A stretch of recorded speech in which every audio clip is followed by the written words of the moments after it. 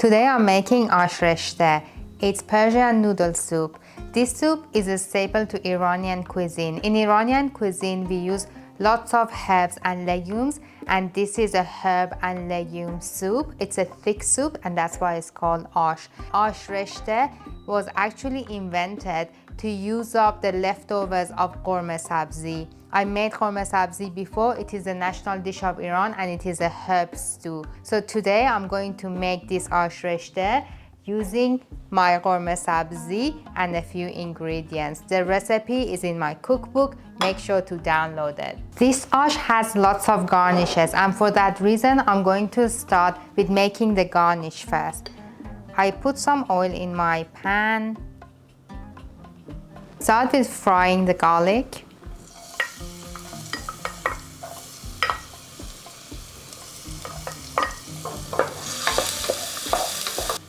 When the garlic is fried and turned golden brown, you take them out and put them aside. Now I'm frying the diced onion. I usually fry my onion without oil, and after it cooks a little bit, I add the oil. Now that the onions are soft, I'm adding a generous amount of oil.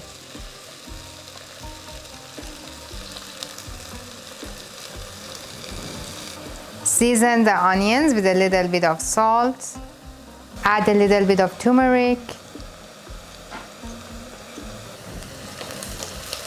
Be patient with the onion. It's gonna take a little bit long, but it's all worth it.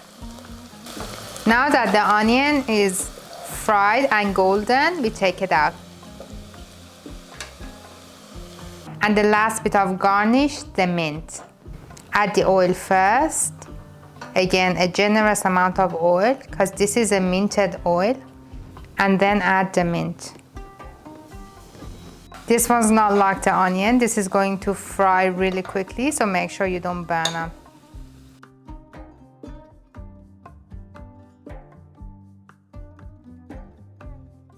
Mint. Now that all the garnish is done, and don't worry if a little bit of garnish is left in your pot, we'll start with the actual soup. Start with putting the lentils in the pot and half the onion.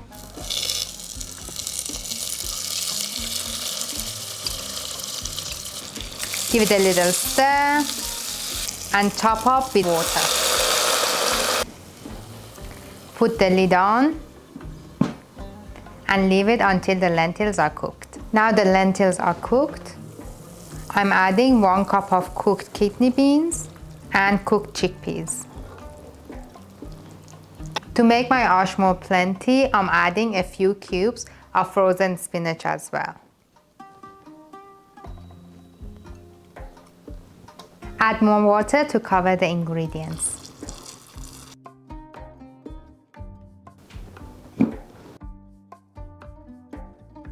Now I'm adding a jar of herb mix, korma sabzi.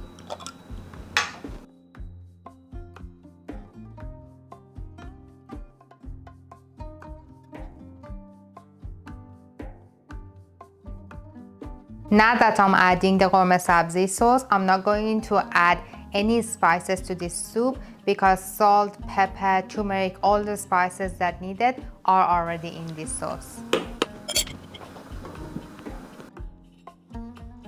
In the traditional ash, we add something called kashk.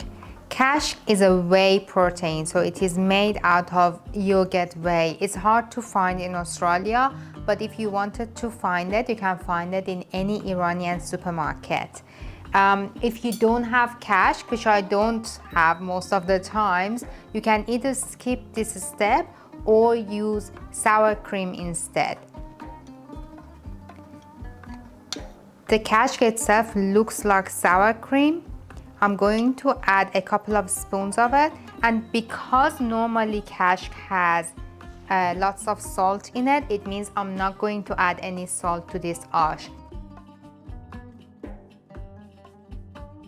Now it's time for the noodles. These noodles, again, you can buy them from Iranian supermarkets. This is wheat noodle. They are made out of whole wheat, but if you don't have access to buy them, you can use your normal spaghetti, vermicelli, or even udon noodle. Any noodle that you like will do great in this ash. So I'm just adding a handful. It just depends how thick you like. As soon as the noodles are cooked, it means the ash is ready. My Ash Reshteh is ready. It looks really good. It is a thick soup, so this is meant to be like this. So you serve the ash in a bowl and then do the garnish. Start with kashk. Some people like more kashk, some people like less. I like more. So just put a generous amount of kashk on top, and you can add more as you go. Onion. Place it however you like.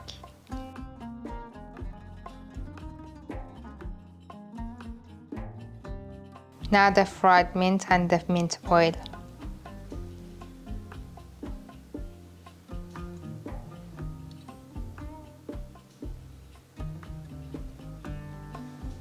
This is Ash Reshteh, your new favorite soup. For the recipe of this ash and more Persian recipes, download my free e-cookbook.